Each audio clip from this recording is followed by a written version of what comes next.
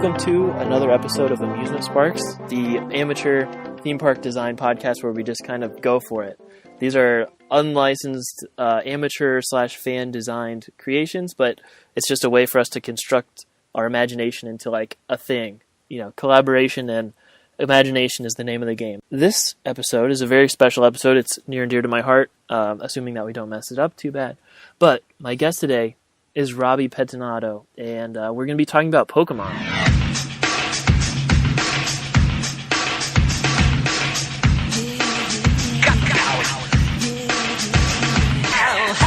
We all live in a Pokemon world. I want to be the greatest master of them all. So you brought up the topic of Pokemon. Are you thinking, Gen 1, the original 150/151, or do we want to do the whole... Dude, the whole pantheon, man. Okay. Cool.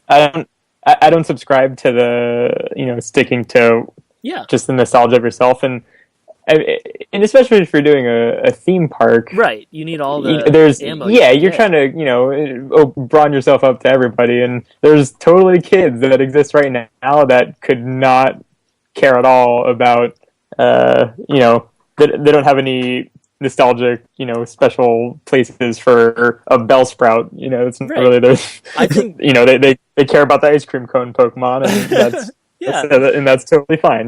But so you need to pander to a little bit of everybody, and with having 20 years of Pokemon being added, why restrict yourself to a sixth of that? It's kind of silly. I'm totally with you. Yeah, a Pokemon is a Pokemon, and the character designs have been relatively consistent throughout, and it's like they say, like, every comic book is someone's first, and so like you need to keep writing each comic book as if this is someone's like holy grail. So treat it seriously and do the best you can with every iteration. Yeah.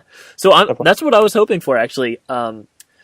It is kind of weird. There's like a kind of a stigma. So many people are like, oh, it's got to be original generation because those are the ones I had. Like, yeah, but there's other people in the world. Like, deal with it. And, I mean, and I've been playing these games for 20 years pretty consistently. Yeah. Like it's been more of a constant in my life than pretty much anything else, which is pretty funny to me. Me too. Seriously, it's been there for me through every single trouble you run across in your life. There's always Pokemon to turn to. Yeah, exactly. Absolutely. And that's what's even more awesome about the current age we live in, and who knows how long Pokemon Go is really going to be relevant for. It looks like it's holding on for at least a little while. Yeah, but potentially. Man, being able to walk around, like I don't know how huge it is elsewhere, but still in Austin, like you go to the state capitol, or we have auditorium shores and stuff like that. Any point of the day or night, there's hundreds of people walking around catching Pokemon, and that's such a there's a lot of weird stuff going on in the world, but it's pretty great that you can just kind of push all that aside and just act like a really, really, really, really stupid person and walk around and catch Pokemon and not worry about that. It's pretty solid. I'm so surprised and so happy that has become such a cultural phenomenon, because like there are adults and people in older generations than us who are really into that game. Like in my life, at least, most of the people who are diehards are people who have never played Pokemon before. They just like are so into this location-based gaming thing, and Pokemon is such a good franchise to attach to it. It really lends itself, and it's funny. I played a decent amount of Ingress before this, so I already like knew exactly where all the stops and gyms are going to be, because I already had my like walking routes for playing Ingress. So, cool. But as soon as Pokemon came out, I just immediately deleted Ingress and just stuck with Pokemon. That's awesome.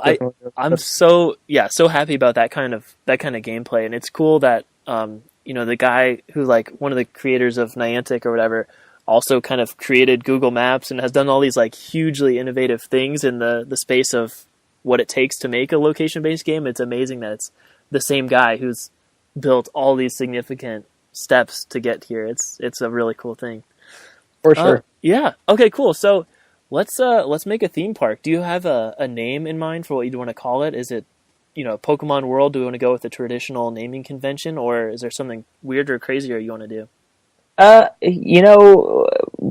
mess with a good thing? Like, why, it's sort of like, you got to keep Pokey in there somewhere. True. So Poke World or something along that works. would make the most sense to me. There was a soundtrack, probably in the early 2000s, I would estimate, that I had. I think it was called To Be a Master, and there was a song on there called Pokemon World, or like We All Live in a Pokemon World, something like that. Oh yeah, no, I had that, and that's an awful song, but it is. But I totally had that CD. The past couple of days I've been saying Pokemon World in my head as I'm like thinking about it, and like every time I hear it in the voice from the song, and God, I haven't thought about that in forever, man. In a Pokemon world, I wanna be the greatest master of them all. We all live. That music is not good, but because I was so into it when I was a kid, it's like it's in there still. Like I'm never gonna forget those songs. Yeah, man. This is kind of more tangent before I get to that's good. Pokemon music. There's a little almost like a hoarder shop in Austin here called Out of the Past, and it's this goofy lady who just buys anything, and it's a hodgepodge of what you're going to find in there, and you touch anything and falls all over you. It's pretty terrifying. But one time I found this like weird Japanese import Pokemon CD, and it was just like really, really intense J-pop. And it was officially licensed, and like the album art was fantastic. It had this like transparent sleeve that had like really great illustrations of all of the original 150. But the songs were just like really, like, I'm not a big hip-hop fan, but they're really, really catchy and sampled random sounds from from the games, but it wasn't even like electro or it wasn't like on a Monoguchi or anything like that. Yeah, but it was just very great. That's awesome. I love those kind of stores where you can just like, you don't know what you're going to expect, so you can just imagine that you're going to find anything when you walk through there. So that's cool. Yeah, totally. And finding something that you didn't know existed is so much more like exhilarating than I've been anticipating this thing for years and it's finally here. Like, that's one level of excitement, but if you just turn the corner and there it is and you've never seen it or heard of it, it's amazing. The thrill of discovery. That's why it's not fun shop online, really. Like, it's convenient, but it's not fun because you're just seeking something out and then you just get it, and that immediate satisfaction isn't really thrilling, but I agree. Yeah, like coming across something, be like, I didn't know I wanted this, but I now need this, is a very peculiar, but a very solid, rewarding feeling. Yeah, I hope that brick and mortar stores can just get more and more niche, like in the future, because online shopping will like take over all of your general purpose needs. So hopefully the brick and mortar stores will stay in business and get weirder. That's what I'm really vying for. That's what I really want that to happen. Oh, totally. And that's why I've solidified my career in that, like, in weird stuff. Yeah, exactly. I mean, my stores specifically exist to be experience based rather than like, a commodity kind of, people, it's not a big store. People come in and they'll spend hours in there just looking at every single thing. And then the longer they're in there and the more stuff that there is to distract them, the more stuff they tend to take up, because like, well, oh, that's cool. And then they leave and like, I don't know why I have all this stuff, but I'm okay with it. And that's way better than, just like walking into a Best Buy and being like, well, there's my vacuum, and you pick up the vacuum and you go. And unfortunately, that's why we won't see as many Best Buys and Circuit Cities and Mervyn's and whatever. Those stores are so boring. They sell the like stuff that you would really be interested in, but just like, it's not a fun experience to go in there. It feels like a chore almost. Like it's like soulless. I think it's so clean and like organized nicely. Yeah, it's definitely. Like, this isn't a shopping experience that I want. This is boring. Yeah. Exactly. Yeah, you want to be entertained with the process, because otherwise shopping can be very tedious. Like you need the distraction of excitement and fun to make shopping something memorable. When you say my store, that's Toy Joy in Austin, Texas, right? Yeah. So shameless plug. So Toy Joy is a 29-year-old toy store in Austin, and we've been featured on all kinds of stuff. Like we've been USA Today rated us one of the top 10 toy stores in the world, and we were just on some bit on Rolling Stone's website or something like that. So yeah, I mean, we're there's plenty of other toy stores in the world, but we are highly appreciated by adults, and I don't mean that in a way that we're like a Spencer's Gifts or something like that. Not an adult toy store. It's yeah, exactly. It's a very from all ages appropriate and everything like that. Kind of a place where parents want to drag their kids to rather than the other way around. That's awesome. Because there's a lot of it's a good mix of weird, nostalgic stuff, eccentric stuff, a lot of really kind of deeper levels of humor and stuff like that. We have like plush for germs and body parts and organs, and we have a lot of like really weird board games, and everything's just kind of weird and absurd, rather than wholesome like your average toy store.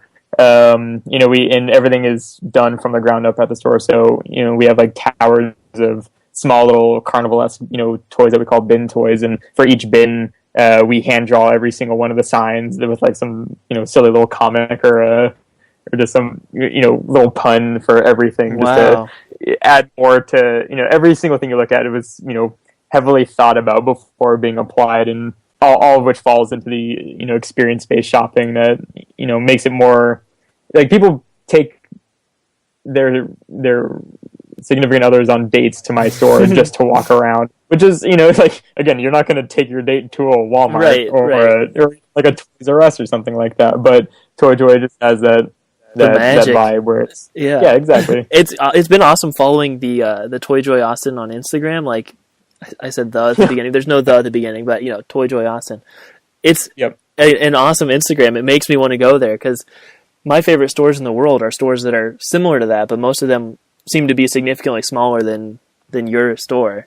It seems awesome, like a huge, like, I don't know. It's such a cool cross section of so many different types of like pop culture and toy culture types of things all happening at once. It's like, it's just amazing. Yeah, and ultimately it just falls on like having fun. You know, like why not have fun with your social media? That's kind of a no-brainer, and it's amazing how many places refuse to do that. They try to keep it serious, and we've done as many different kinds of social media as possible. Like we still have a Vine account, and then we have a pretty solid Snapchat.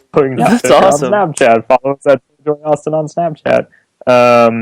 So there's plenty of ways to make an enjoyable experience, and that's what's going to keep us alive past the digital age where everyone's buying stuff online. But you're not going to have fun doing that, so we're providing a different experience that can't really be replicated through the internet. Absolutely. I do think that the Toys R Us experience, no offense, I mean, I worked at Toys R Us for a couple of years. I really like that place, but you can replicate that relatively well online. But something like Toy Joy is a totally different experience, for sure. You got to actually go there. Yeah. Cool. Yep. For sure. If you're ever in Austin, stop by the store. I absolutely theme parks. Right? It seems almost like a theme park. There's a certain connection there where the focus has to be on the fun and like making it an experience instead of just like, oh, we're just checking off the checklist here. It's like there needs to be innovation and creativity, and that needs to all come from the right place, like come from the heart and come from a pure place, I think. Because if you're like, there's a lot of like kind of cynical or kind of, I don't know, less fun toy stores that I've been to where it's like they have cool stuff, but like the staff is kind of like not super nice about it or not super excited to be there, and that just kills things. Like if you're apathetic about your toy store, like you should just shut it down. Like you don't want to be apathetic in a toy store. And that's what I tell every employee that I hire is like the last thing anybody ever wants to see is a sad toy store on employee. Like that'll just bring the energy down so fast. Yes. So just. I don't know, going like the Disney World route of like you must be smiling at all times or else you're fired, kind of deal. But you gotta be pleasant about things and talk to people. Don't even talk to them as customers. Talk to them as just like clearly they have shared interests because they're inside of a store filled with things that you also like. So just talk to them about that, right? And then you just get all these like cool, real, genuine connections with people that. It's not only as you as a person and appreciate it, but so does that person in your store, and then that's how you get repeat business and all these other little business things that